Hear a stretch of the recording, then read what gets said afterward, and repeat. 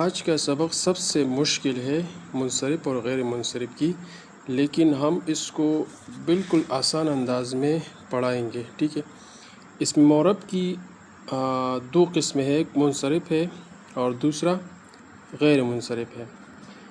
تو منصرف وہ اسم ہے جس میں اسباب معنی صرف میں سے کوئی سبب نہ ہو اور اس پر تینوں حرکتیں اور تنوین آتی ہو، جیسے زید. ٹھیک ہے. اسباب معنی صرف کیا ہے یہ ہم ابھی نیچے اس میں پڑھیں گے کہ اسباب معنی صرف کیا ہوتا ہے، معنی صرف کیا ہوتا ہے. یہ ساری چیزیں ہم اس میں ابھی سے کر دیتے ہیں. ابھی جو معنی صرف ہے نا، معنی صرف، اس کی تعریف کرتے ہیں کہ معنی صرف کیا ہوتا ہے.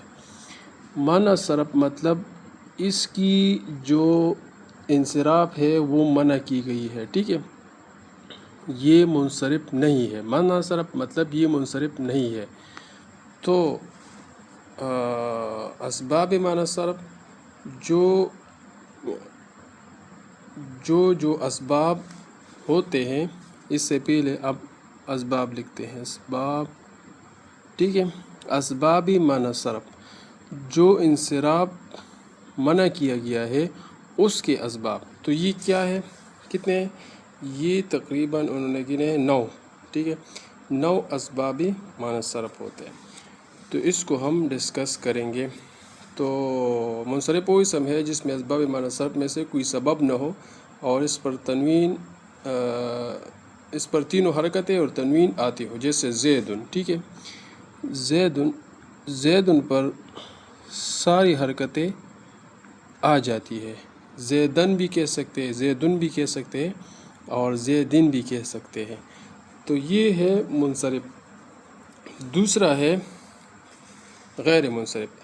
غیر منصرف وہ اسم ہے جس میں اسباب معنی صرف میں سے 2 سبب ہو. ٹھیک ہے. جو اسباب معنی صرف ہم نیچے پڑھیں گے، اس میں سے 2 سبب وہ غیر منصرف اسم میں ہونا ضروری ہے، یا ایسا سبب موجود ہو جو 2 سببوں کے قائم مقام ہو، یا ایسا پاورفل اور مضبوط کیا ہے سبب ہو جو 2 کے قائم مقام ہو یہاں پر، اور جس پر تنوین اور کسرہ نہ آتا ہو. اس غیر منصرف پر تنوین اور کسرہ نہیں آتا. اس کی مثال ہم سمجھتے ہیں کہ غیر منصرف کی مثال، غیر منصرف اس کی مثال کیا ہے؟ مثال عمر. ٹھیک ہے. عمرو.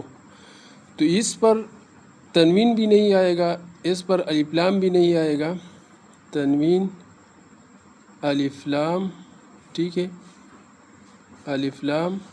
اور اس پر کسرہ بھی نہیں آئے گا. ٹھیک ہے. اس پر کسرہ بھی نہیں آئے گا. تو یہ ساری چیزیں غیر منصرف پر نہیں آتی.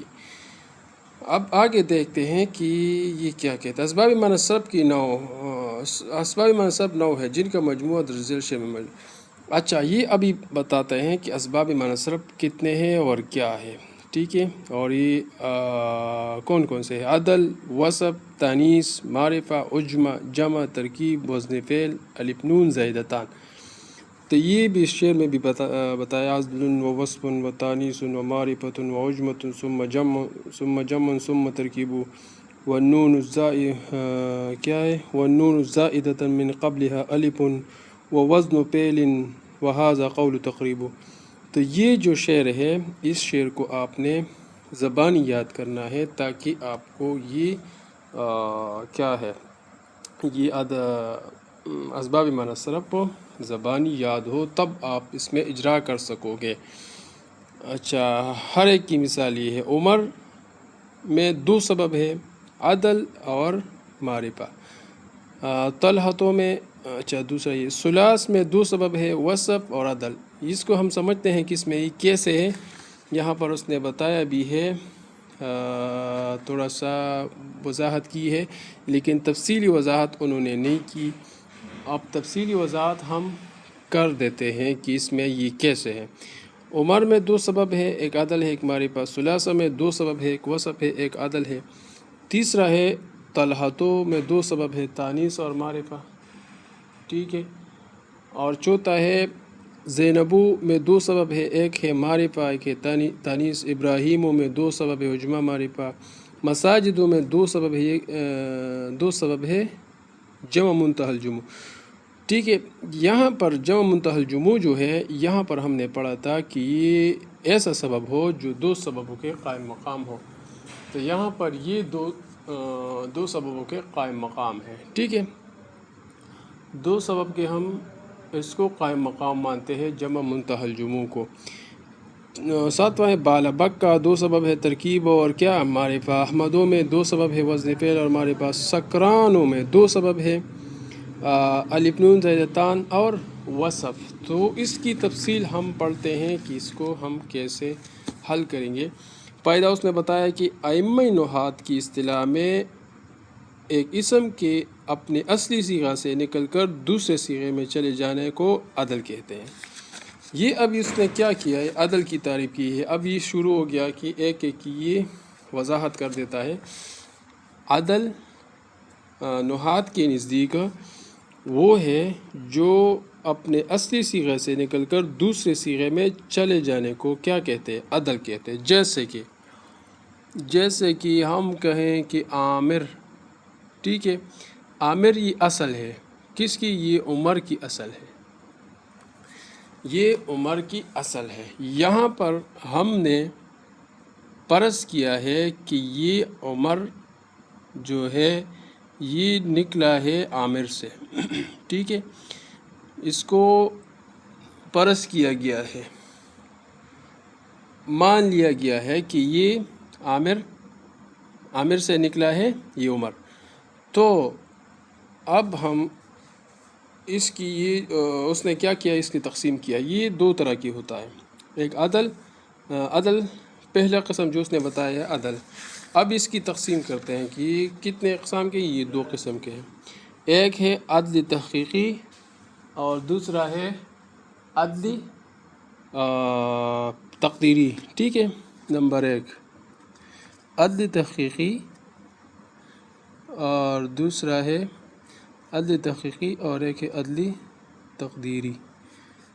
تو اس کی پہلے کی مثال عدل تحقیقی کی مثال یہ ہے جیسے عامر سے یہ اصل میں عامر ہے عمر. ٹھیک ہے. عمر کس سے نکلا ہے، عامر سے. تو اس کو ہم عدل تحقیقی کہتے ہیں. کیا مطلب، عدل تحقیقی عدل تحقیقی وہ ہے جس میں واقعی کوئی اصل ہو. یہاں پر عامر نہیں، یہاں پر ثلاث جو ہے یہ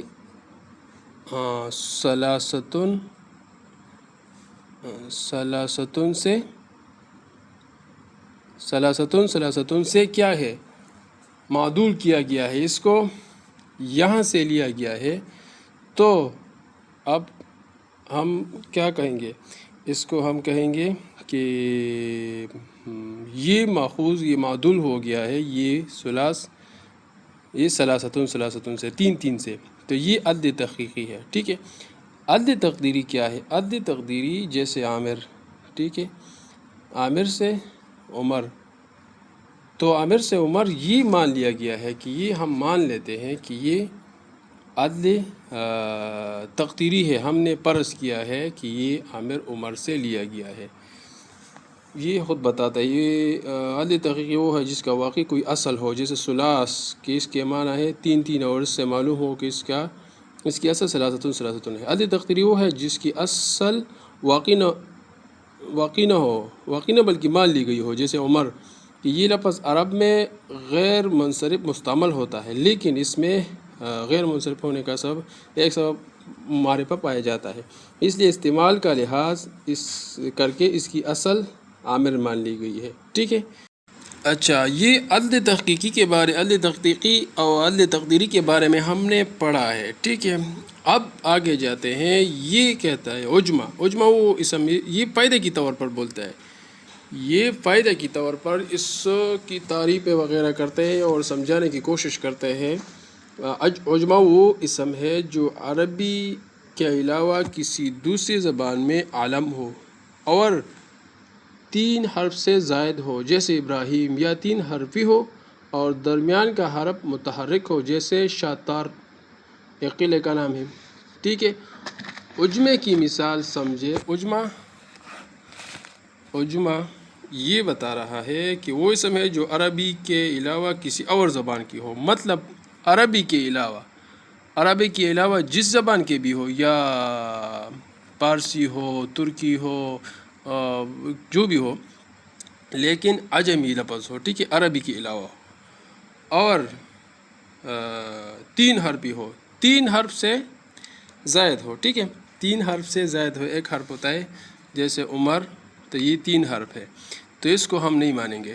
3 حرف سے زیادہ، جیسے کہ ابراہیم، ٹھیک ہے، ابراہیم، تو اس کو ہم مان لیتے ہیں کہ یہ کیا ہے، عجمہ ہے۔ ابراہیم یا 3 حرفی ہو اور درمیان کا حرف متحرک ہو۔ جب 3 حرفی ہو، جیسے شطر، ٹھیک ہے، شطر ہو، شطر، تو اس کو ہم غیر منصرف عجمہ تب مانیں گے جب اس میں کیا ہو، اس میں یہ درمیان والا حرف متحرک ہو، مفتوح ہو، مکسور ہو، جو بھی ہو، لیکن اس کو کیا ہونا چاہیے، اس کو متحرک ہونا چاہیے درمیان والا حرف۔ یہ اس کے شرائط ہے، ٹھیک ہے، عجمے کی یہی شرائط ہے۔ تیسرا قاعدہ الف نون زیدتان۔ الف نون زیدتان اگر اسم کے آخر میں ہو تو شرط یہ ہے کہ وہ اسم عالم ہو، جیسے عثمان و عمران اور سلمان، ٹھیک ہے۔ الف نون زیدتان اگر اسم کے آخر میں ہو تو شرط یہ ہے کہ وہ اسم عالم ہو، اس کی یہ شرط ہے۔ جب بھی کوئی اسم عالم ہو اور اس کے آخر میں الف نون زیدتان آیا تو اس کو ہم کیا بولیں گے، اس کو ہم غیر منصرف بولیں گے، اور اس میں ایک الف نون زیدتان شمار کریں گے، ایک اس کو عالم مانیں گے، ٹھیک ہے۔ تیسرا ہے پس سعدان غیر منصرف نہیں، کیونکہ وہ عالم نہیں بلکہ جنگلی گھاس کو کہتے ہیں، جیسے سعدان لفظ ہے۔ اب یہ سعدان میں یہ ساری چیزیں، سعدان لفظ میں اس میں یہ تمام کیا نام ہے شرائط موجود ہے، لیکن یہ کیا ہے، یہ عالم نہیں ہے۔ الف نون زیدتان اس میں موجود ہے، ٹھیک ہے، لیکن یہ عالم نہیں ہے، تو اس کو ہم غیر منصرف نہیں بولیں گے، کیونکہ اس میں عالم کا شرط مفقود ہے، اس میں عالم کا شرط نہیں ہے۔ جیسے کہ اچھا علم اس کو جنگلی گھاس، یہ جنگلی گھاس کو کہتے ہیں، سعدان جنگلی گھاس کو کہتے ہیں۔ اچھا، اگر الف نون زیدتان کی صفت کے آخر میں ہو تو شرط یہ ہے کہ اس کی مؤنث فعلانتن کے وزن پر نہ ہو۔ اب دوسرا شرط یہ دوسرا بتاتا ہے کہ اگر الف نون زیدتان صفت کے آخر میں ہو تو یہ شرط ہے کہ اس کا مؤنث فعلانتن کے وزن پر نہ ہو، جیسے سکران غیر منصرف ہے اس لیے کہ اس کا مؤنث سکرانتن نہیں آتی، اور ندمان غیر منصرف نہیں ہے، ندمان غیر منصرف نہیں ہے کیونکہ اس لیے کہ اس کا مؤنث ندمانتن آتی ہے۔ جب بھی کوئی ندمانتن فعلانتن کے وزن پر کوئی فعلانتن فعلانتن کے وزن پر کوئی بھی کسی بھی اسم کا جب بھی اس میں الف نون زیدتان ہو اور اس میں کیا آتا ہو، اس میں الف نون زیدتان آتا ہو، اس کا مؤنث فعلانتن کے وزن پر آتا ہو، تب ہم کیا کہیں گے، ہم بولیں گے کہ یہ غیر منصرف نہیں ہے، ٹھیک ہے، کیونکہ اس کا یہ شرط ہے کہ مؤنث اس کی فعلانتن کے وزن پر نہ ہو۔ جیسے ندمان لفظ جو ہے یہ غیر منصرف نہیں ہے کیونکہ اس کی مؤنث ندمانتن کی وزن پر آتی ہے۔ اچھا، چوتھا فائدہ یہ بتا رہا ہے کہ وزن فعل سے یہ مطلب ہے کہ وزن فعل سے یہ مطلب ہے کہ اسم فعل کے وزن پر ہو، ٹھیک ہے، جیسے احمدو یہ افعالو کے وزن پر ہے، تو افعالو کے وزن پر ہم جب بھی کوئی اسم آ جاتا ہے افعالو کے وزن پر تو ہم اس کو کیا مانیں گے، ہم اس کو مانیں گے کیا غیر منصرف مانیں گے اور اس کو ہم وزن فعل مانیں گے. ٹھیک ہے، وزن فعل ہے اس میں اور اس کو ہم غیر منصرف کہیں گے. فائدہ نمبر 5، ہر ایک غیر منصرف جب کہ اس پر الف لام آئے یا دوسرے اسم کی طرف مضاف ہو تو اس کو حالت جری میں کسرہ دیا جاتا ہے جب بھی کوئی اسم ہو اور وہ غیر منصرف ہو. ٹھیک ہے، جب اسم آ جاتا ہے جیسے کہ مساجد، مساجد اسم ہے، یہ ہے غیر منصرف، اس میں ایک ہوتا ہے اس میں جمع منتہی الجموع کا ہونا ہے. ٹھیک ہے، تو اگر یہ ہم کسی اسم کی طرف مضاف کرتے ہیں جیسے مساجدہم، ٹھیک ہے، مساجدہم، تو پھر پی اگر اس سے پہلے ہے یا کوئی بھی عامل اس سے پہلے ہے تو اس کو ہم کیا دیں گے، اس کو ہم جر دیں گے. جیسے پی مساجدہم، یہاں پر یہ غیر منصرف ہے لیکن یہاں اس کی اضافت ہو گئی ہے، تو جب بھی اس کی اضافت ہو جاتی ہے تو پھر یہ غیر منصرف نہیں رہتا، پھر یہ کیا ہوتا ہے، پھر یہ منصرف ہو جاتا ہے اور جو ما قبل کا عامل ہے وہ اس میں عمل کر جاتا ہے. ذهبت الى المقابر، یا اس پر الف لام آ جائے. ٹھیک ہے، اس میں غیر کیا نام ہے، اسم ہے اور غیر منصرف ہے، اور اس پر جیسے مقابر، مقابر یہ غیر منصرف ہے. ٹھیک ہے، اگر اس پر ہم نے مقابر پر ہم نے الف لام لگایا تو یہ پھر یہ کیا ہوگا، یہ وہ جو پہلے والا عامل ہے اس کا اعراب یہ قبول کرے گا. ٹھیک ہے.